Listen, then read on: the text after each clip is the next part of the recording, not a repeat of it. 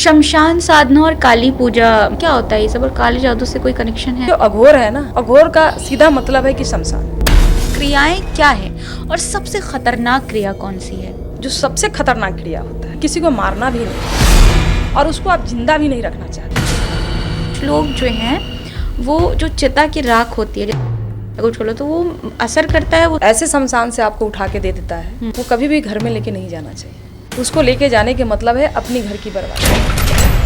भैरवी साधना क्या है ये साधना? ये जो है स्वयं माँ कामाख्या महाभैरवी के रूप में बैठी। इनकी सिद्धियाँ जो है जनरल आदमी से तो हो ही नहीं सकती है। जो भैरवी साधना की बात करते हैं ना, वो भोग करते हैं, भैरवी साधना नहीं। भैरवी साधना उनकी बस की बात ही नहीं है। जो तंत्र मंत्र और अघोर में जाते हैं वो मांस और मदिरा खाते हैं, मतलब ये कंपलसरी हो जाता है उनके लिए। इसमें एक पंचमकार पूजा होता है। इसमें लड़कियां होती हैं, कुछ बाल खोल के मतलब झूमती रहती हैं और कहते हैं लोग कि भाई इन पे माता आ गई। उस महामाई की बात करेंगे जिन्होंने सृष्टि का निर्माण किया है, उसको तुम अपने शरीर में समाहित कर लोगे, इतनी तुम्हारे अंदर में क्षमता है। जैसे बम विस्फोट होता है ना, वैसे फाड़ते हुए चिरते हुए निकलेगी वो।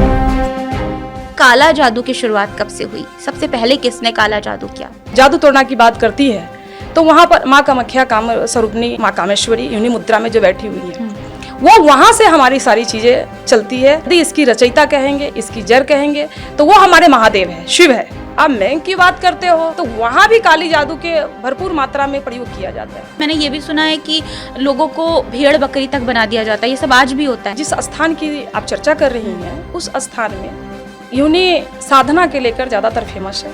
आप अधिक से अधिक कामाख्या पीठ के आसपास में आप देखोगे तांत्रिक से लेके अघोरी तक आपको मिलेंगे। दूसरा स्थान आ जाता है बंगाल के तारापीठ से, वो भी एक तंत्र के स्थान। तंत्र और अघोर दोनों की बात करेंगे तो वो है बनारस के मणिकर्णिका घाट। आपको भी फिर आत्माएं दिखती होंगी? दिखते नहीं, वो हमारे फैमिली है। कब्रिस्तान से लोगों के सर गायब हो रहे थे, वो वहाँ पर बंधन में रहता है ना, उसको बंधन के बांध के रखा जाता है। कभी ऐसा हुआ आप कुछ पूजा कर रही हूँ, किसी के लिए कुछ कर रही हूँ और आत्मा वहाँ पर मौजूद हो? मौजूद होते ही हैं, ना के तो कोई मतलब ही नहीं। मतलब आपके साथ कोई होता है?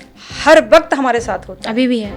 एकदम होता है। मान लीजिए किसी को कैंसर है या किसी को संतान प्राप्ति नहीं होती, तो मैम ये गारंटी देती हैं कि इन चीज़ों से उसको निजात दिला देती हैं, तो मैम कैसे ये पॉसिबल होता है? यदि कैंसर का कुछ है, सेकंड में है, तो उस समय यदि हमारे पास में आ गए तो हम वहाँ से उनकी सुधार कर सकते हैं। हमारा जो बच्चे की मतलब है, तो ये हमारी सिद्धियाँ हैं। अभी कुछ दिन पहले मैं हवन कर रही थी शमशान के अंदर ही, तो बिल्कुल ही मेरे बगल में ऐसा लग रहा था कि भैंसे के मुंड है। अब जिस देवी की, जिस देवता की हम आवाहन करते हैं, उनको आना ही पड़ेगा।